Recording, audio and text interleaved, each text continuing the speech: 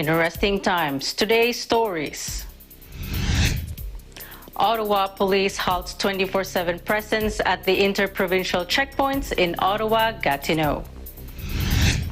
Quebec confirms its first case of a new India COVID-19 variant. COVID-19 cases in Greater Toronto Area continue to see record-breaking numbers.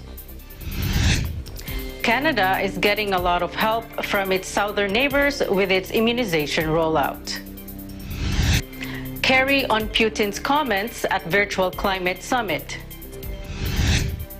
Americans receive COVID-19 vaccine as U.S. passes 200 million injections. Hello everyone, you're watching Eagle News Canada. I am Cara Cabuso Pascual reporting from St. John, New Brunswick, bringing you stories from across the globe.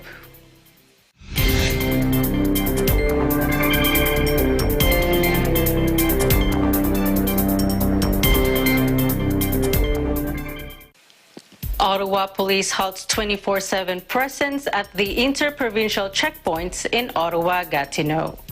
Eagle News correspondent Andre Lajoie with the report. Effective this evening at 8 p.m., the Ottawa Police Services will no longer maintain the 24/7 presence at the interprovincial crossing bridge and ferries. Instead, the OPS will deploy officers on a rotating schedule of checkpoints moving throughout all City of Ottawa interprovincial crossings on a daily basis until the expiry of the provincial order.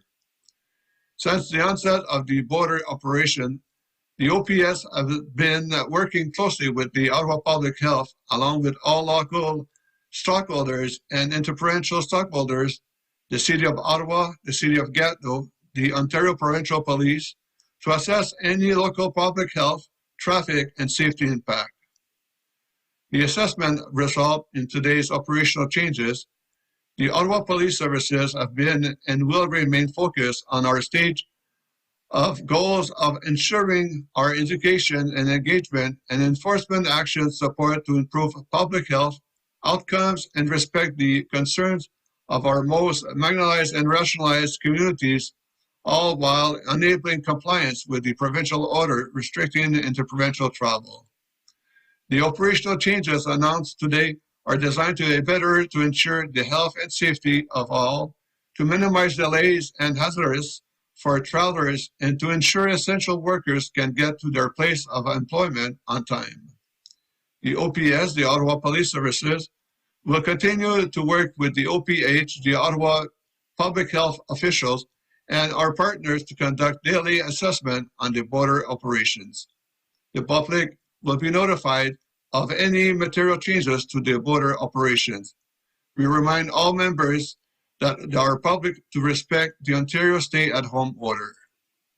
This is a reminder that the circumstance for which the person can travel into Ontario from Quebec, per the Ontario government directive includes, this is a reminder that the circumstance for which a person can travel into Ontario from Quebec. Those measures are to support of our new public health orders issued by the Government of Ontario. The OPS began screening travelers at all Ottawa area interprovincial borders crossing the bridge on April 19. We are working in close collaboration with our communities, Ottawa public health officials, and other city of government agencies, OC Transpo Roads and Transportation, to ensure those authorities are only used for their intent purpose to supporting public health and orders to public health outcome. Anyone that goes to Quebec without any reason and come back to Ontario may get a fine up to $750 for not staying at home, and as the provincial government of Ontario declare not to travel out of the province with any reasons. Reporting from Ottawa, Canada, this is Andre Lajoie. We live an interesting time. Quebec has confirmed its first case of a new India COVID-19 variant. Eagle News correspondent Stacey Diocampo with the details. The first case of the so-called double mutation variant of the COVID-19 virus spotted in India has been identified in the provinces of Quebec and British Columbia, according to the health authorities. Quebec is reporting 1 case and another 39 cases have occurred in British Columbia. The virus has 2 different mutations of the original COVID-19 virus. These mutations have occurred separately, but the B1617 variant contains both of them. At present, this version of the virus is not on the list of variants of concern in either province, but health officials are monitoring its spread. It's one of the ones we've been following, BC Chief Medical Officer of Health, Dr. Bonnie Henry said, quote, "Internationally and nationally, this is not yet identified as a variant of concern. It's now in Canada, a variant of interest, and that's why we're looking at it a little more closely." According to Infection Prevention and Control Canada, a new version of a virus is termed a variant of concern when it has been determined it can spread more rapidly, cause more severe symptoms, and may be resistant to immunity from vaccines or previous infection. In India, the B1617 variant accounts for more than half of the new reported cases of COVID-19. There's growing pressure on Prime Minister Justin Trudeau to ban flights from India to prevent further importation of it. I have asked our officials to look carefully at what the UK has done very recently on suspending flights from India. What more can and should be done to ensure that we are not getting cases from overseas, Trudeau said earlier this week. In Montreal, Stacey Del Campo, we live in interesting times. COVID-19 cases in Greater Toronto Area continue to see record-breaking numbers. Eagle News correspondent Yolanda Aspiras with the report. COVID-19 cases in the GTA continue to see record-breaking numbers almost on a daily basis as the province goes through its third state of emergency. In continuing to respond to this devastating third wave, Toronto and Peel Region have both issued orders Tuesday that will force businesses to close for 10 days if they have 5 or more cases of COVID-19. Here is Dr. Rylan De Villa with the details. That is why I'm issuing a Section 22 order under the Health Protection and Promotion Act to allow Toronto Public Health Inspectors the discretion to close workplaces where we have identified at least 5 cases of COVID-19 within a 14-day period that the evidence indicates are linked to transmission in the workplace. This is a decision we will take only to the extent the circumstances demand it, whereby requiring the closure, the spread of COVID-19 in a workplace can be interrupted for everyone's benefit. The Section 22 order will take into effect starting Friday, April 23rd. According to Peel Public Health, they will contact impacted business directly and post the names on their website after talking to them. During the closures, all workers at the said workplaces will be required to self-isolate. According to the City of Toronto, healthcare facilities and other workplaces that provide critical services may be exempt from a full closure. The City of Toronto recommends employers to ensure those who can work remotely are currently doing so. Have a safety plan. Keep distance between employees and screen employees daily and immediately report more than 2 cases in their workplaces. The Section 22 orders bring question about paid sick leave into light again, as would-be affected workers will need to stay home and not get paid. This is what Toronto Mayor John Tory has to say. I think that the real shortcomings of the current availability of a program from the federal government are that it's not fast enough in getting money into people's hands so that they can provide for their families from the first minute that they have a symptom or are tested positive. And secondly, it's not enough money to allow them to provide for their families. So to me, those are the 2 most important things that should remain in place through until the pandemic is declared over by the health officials. The Canadian Manufacturers and Exporters Organization has voiced their concern as how this new order will adversely affect the manufacturing sector. Take a listen. Today, We are deeply concerned about the region of PIL's orders regarding businesses and ignoring their contribution to this fight. Although we recognize that the situation is critical right now, this unilateral decision could have a catastrophic impact on Ontario's manufacturing sector. Peel Region is acknowledging that this is a difficult decision. This will be hard on them and their employees, but aggressive action is needed because of the rapid and wider spread of variants in Peel. These closures will let us investigate fully without risk of continuing spread, and it will help save lives. In Toronto, Yolanda Aspires, Eagle News. We live in interesting times. Canada is getting a lot of help from its southern neighbors with its immunization rollout. Eagle News correspondent Thomas I. Likeness with a report. What do good neighbors do? Well, they help each other out. And, you know, of late, Canada's been getting a lot of help from our neighbor to the south, the United States. Now, it's no secret that our vaccination program is far behind that of the United States. We got some help earlier this month when the Americans sent us 1.5 million doses of the AstraZeneca vaccine that they weren't using. AstraZeneca, incidentally, isn't even approved in the United States. And as America reaches its goal of vaccinating the majority of its population, it's now making plans as to what to do with the leftovers. President Joe Biden last week hinted that Canada is one of the countries that may get some of that surplus. Mexico and Latin America are other potential recipients. And there's been more evidence of cooperation between the two countries in this past week. The province of Manitoba reached a deal with the bordering American state of North Dakota. North Dakota will immunize up to 4,000 Canadian truck drivers who haul goods between the two countries. Now, that deal also may be extended in the future to include other essential workers. Oh, and the Blackfeet tribe in Montana. They had about 750 doses of vaccine left over after immunizing all of the people on its Indian reservation. Tribal leaders said, no, we don't want the excess to go to waste. So they brought it north to the province of Alberta, offered it up to an Indigenous community and residents of a nearby town. Up here in Canada, with a shortage of vaccine, we'll gratefully take all the help we can get.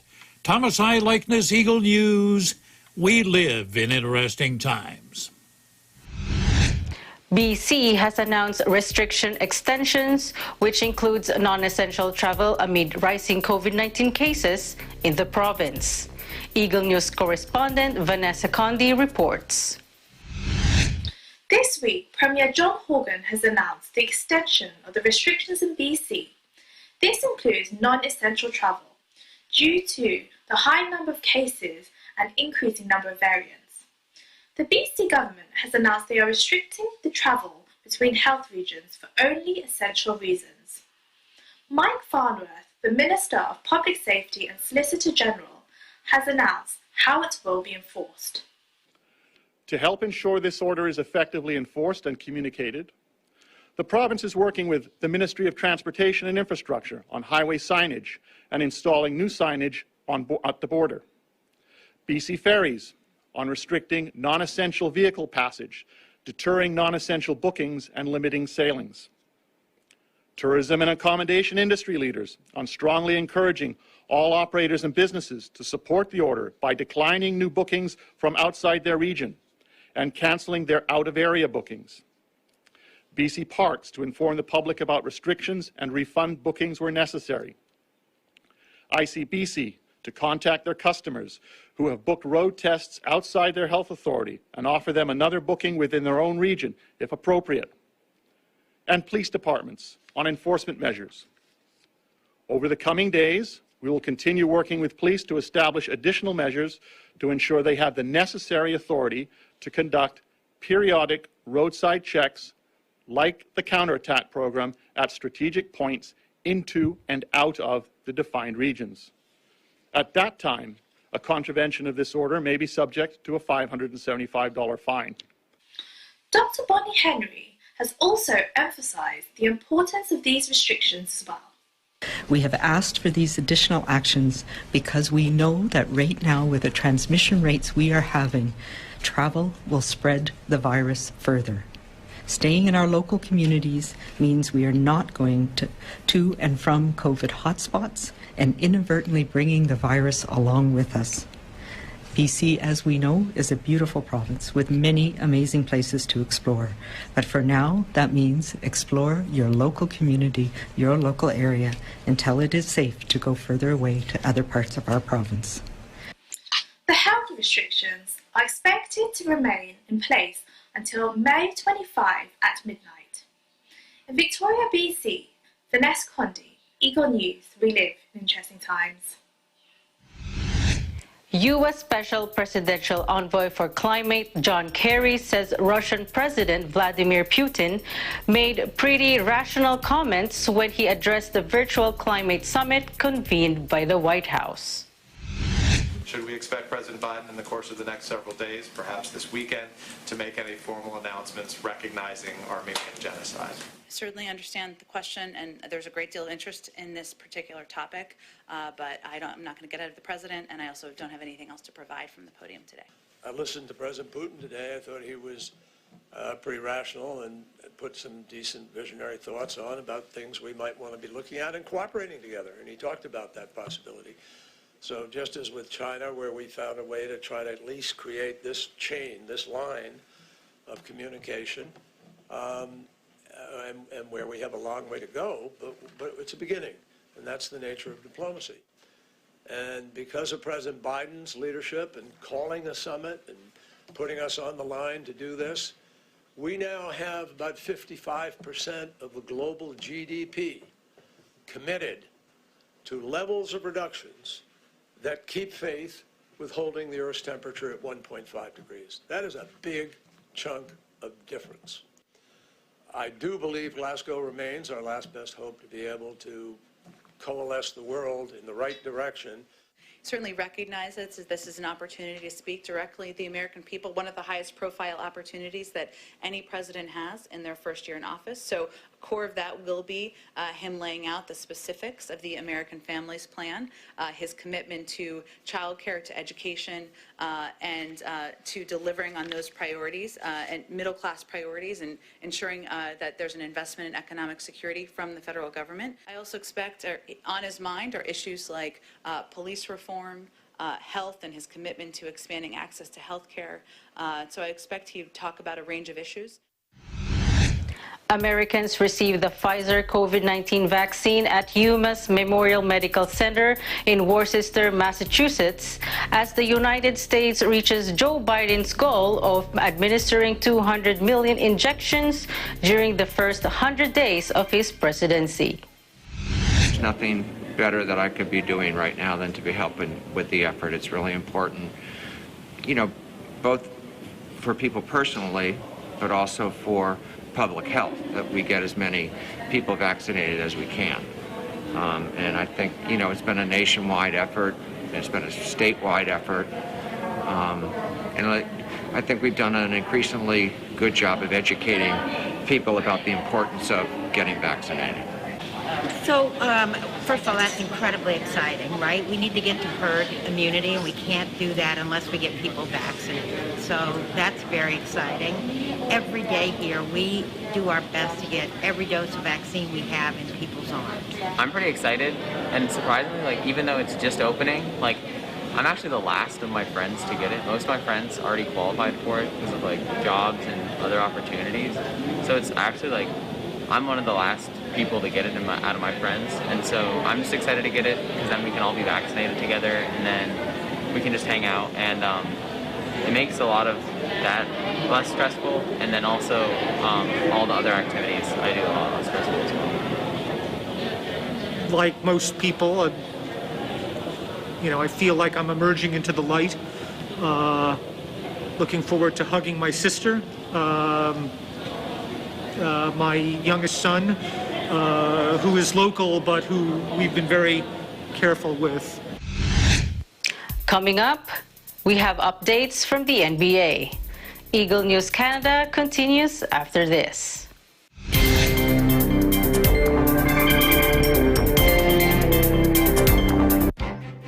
Events happen around us all the time, in our community, in our country, around the world.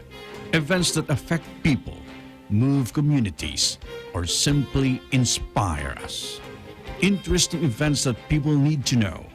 In these interesting times, we continue to be a competent partner in delivering news about these events. Fast, accurate, balanced. Eagle News, because we live in interesting times.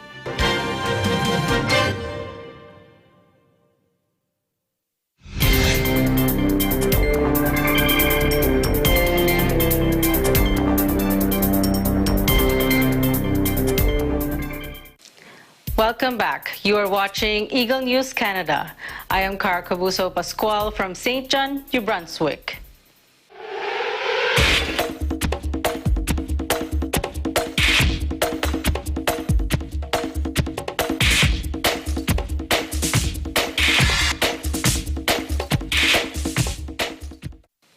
In sports, NBA basketball in the Big Apple looks promising, with the New York Knicks looking to make the playoffs for the first time since 2013.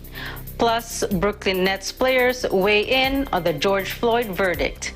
Eagle News correspondent Tenny Sumagi has the details.